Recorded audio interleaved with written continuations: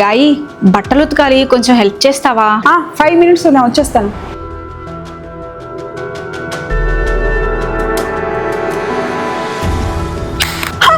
ఏంది మాది కొత్త ఫోన్ మాది? నీకు 24 గంటలు పోనేనా?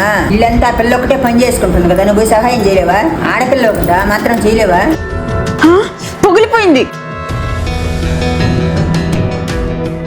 ఎక్స్క్యూజ్ మీ, నా ఫోన్ పగిలిపోయింది, కొంచెం రిపేర్ చేయిస్తారా? పక్కా చేయిస్తా మేడం. మేడం ఫోన్ పాస్వర్డ్ చెప్పండి మేడం. పాస్వర్డ్ 9313. మేడం ఇది నేను రిపేర్ చేసి ఇచ్చేస్తాను మేడం, రేపు మిగతా టైంకి వచ్చేసేయండి. ఓకే. ఓకే.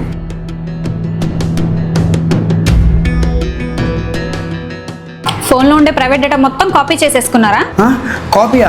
ఏం మారుతున్నారండి? నీ పక్కనున్న అద్దంలో నుంచి నువ్వు ప్రైవేట్ డేటా మొత్తం కాపీ చేసుకోవడం నేను చూశాను.